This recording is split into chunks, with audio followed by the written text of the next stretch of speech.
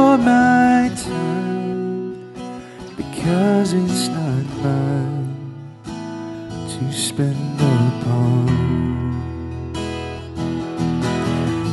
You say that you treasure me more than anything.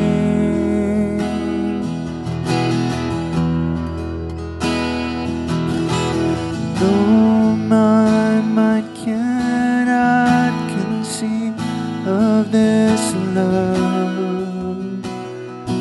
my prayer will be, I'm no longer mine but yours. The life I need has been conformed. You own me, jealous God. Take these hands, bless my feet, let me go and stay where you may lead. You own me, jealous God.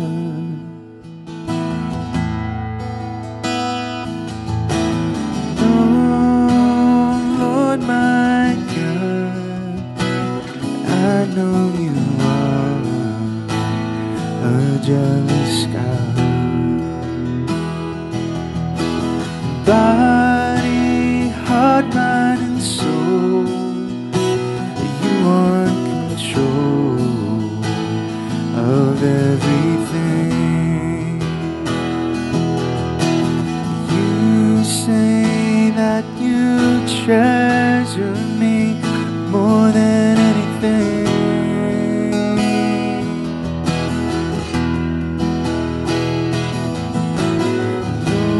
My mind cannot conceive of this love. My prayer will be, I'm no longer mine but yours. The life I lead has been conformed. You own me, jealous God.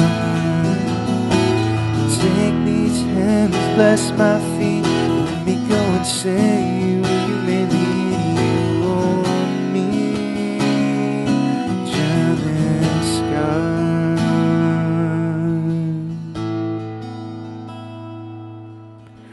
Oh Lord my God, I know you are a jealous God.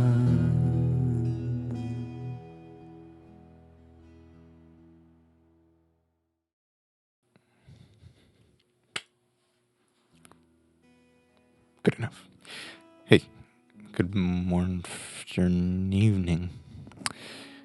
Every time you're watching this, there's been a bit of conversation surrounding the idea of our duty and what we look forward to because of our duty, those of us who are Christians. Almost like what we've been studying for the past year or so. There's a very simple way to look at life. We've talked about this before, within a biblical perspective. There's a very simple way to look at life where everything is intended for the glory of God, notwithstanding our lives, our behavior, our actions, the words of our mouth, and the meditations of our heart. And that being the case, everything that we do should be filtered by that one goal, that one objective. And of course, we understand what fulfills that objective with another little phrase, will Father be pleased? And we will understand if Father is pleased by knowing the Father. For that is eternal life, to know God and Jesus Christ. And how do we do that? Through the Bible, His revealed word, what He told us that He is, and how He proved to us that that was Him that told us what it, gave us the Bible, because He told us the future. And who else can tell you the future but God? Who else can know the future but God, who knows the end from the beginning? Also, I think important to realize for us is that no matter how we perceive the world, how we perceive time, how our cultures interpret things. If it doesn't affect, or if it doesn't have conflict with biblical principles, then we kind of have liberty to, experiment, I guess, or to do as we feel necessary in the moment. But the Bible does speak to so many different principles of life and ideas, and has directives for us. Anyway, back to the living life for God's glory. That's just sort of an important thing. I think culture does not dictate how we apply the Bible and how we apply glorifying God. That being said, it is so prevalent that people dictate how they live for God by the culture, or by their means of living, by their career. And I just heard a sermon recently, a guy talking about not letting stuff dictate what we're willing to do for God, or for the sake of the kingdom. Don't let money, or a desire for a career, or a desire for a family, and however all that works out, and however you try to work that out for yourself, don't let that dictate your life. Allow God to give you what He wants to give you as He pleases, and use it as He gives it to you for His glory. It's something that we forget sometimes, especially with like money and stuff, but even relationships, the people that are around us, or the things that we invest in. It's like, do we want it just because we want it, or do we want it because we see this is where God is connecting the dots, as it were? But either way, as a Christian, we know that we're going to heaven, and He is perfecting us. We talk about that all the time. He's sanctifying us.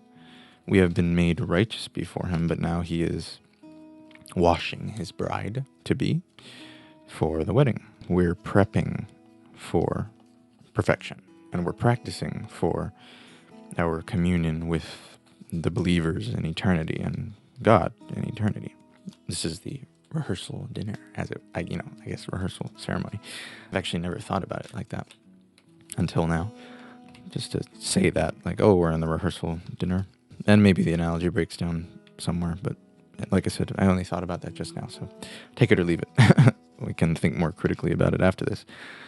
But it is much simpler to think about life in that way. It's just like, it doesn't matter what I have, doesn't matter what people I know, doesn't matter what impact I have on the world necessarily, as long as the impact that I'm longing to have on people, and the way that I'm treating the people that I know, and the way that I'm pursuing certain things in life is directed by, will Father be pleased? Is directed by, is this God's will for me? Can He be glorified in this? And maybe that being said, there are options. So it's really not that big of it. It's not like, oh, if I become if I become a doctor, then God's not going to be happy with me, and I'm not going to be used by Him, and I'll forfeit rewards in heaven. But if I became a plumber, oh boy, Hall of Faith. That's not how it goes necessarily. I think for certain people, maybe, but most of the time it's just God does as He wills, directs as He sees fit, and our choices will have lasting impact on our life and on the people around us. But it's not like the only life or death decision that we, eternally, the only life or death decision that we really make is salvation. And then everything else is just, hey, are you going to make yourself more open to temptation, and that things that could possibly direct you away from God, or things that can put your witness in jeopardy and put other people in jeopardy, smaller things, if you want to say it like that.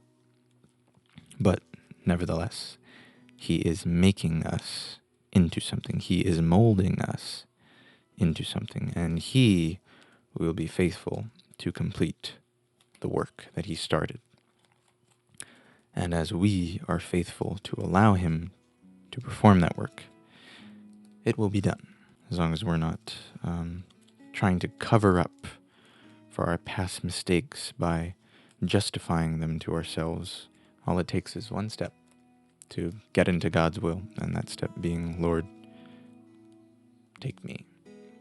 All it takes is one step to be in the family of God from being not in the family of God, and it is, Lord, save me. So, may we be those people that look forward to God's will more than the way that things turn out here, even the way that our lives sort of unfold. And leave that to the guy that holds our life in his hands. Leave that to the guy that gave us our life in the first place. Awaiting heaven, because once we get there, it'll have turned a very one-dimensional, flat being into something beautiful. I had this paper here, so I just started folding it. And it kind of worked out, I guess. In the middle of talking, I sort of just like, I could use this. Like the poem that I read this morning. Facing a task unfinished that drives us to our knees, a need that undiminished rebukes our slothful ease. We who rejoice to know thee renew before thy throne the solemn pledge we owe thee to go and make thee known, until he is made known fully, till every knee bows, every tongue confesses, until we're perfected, we're fully molded, and to the praise of his glory. The journey's good too, the folds in the meantime also mean something, and it is just for the bigger picture, just for his handiwork to be shown. Our God is in heaven. He does what he pleases. A good reminder for the new year. Let this be the resolution, the New Year's resolution, to resolve to look at life simply for the sake of the glory of God. And heart of my own heart, whatever befall, still be my vision, O ruler of all. If you're wondering how that all connects to the song, maybe rewatch it. I don't know. The idea is he deserves the glory. He deserves the praise. He deserves our lives. So may it be our prayer that we give him our hands, our feet, and go where he leads, because he owns us. We are twice his. We were created and we were bought. And who else is worthy of it, and where else is as fulfilling and purposeful for us to be than in his hands, to be walking according to his word, his way, the truth, and the life. I could go on. So I'll not go on now. I won't see you till the new year, and then we'll start something new. Grace and peace and so forth. See you guys.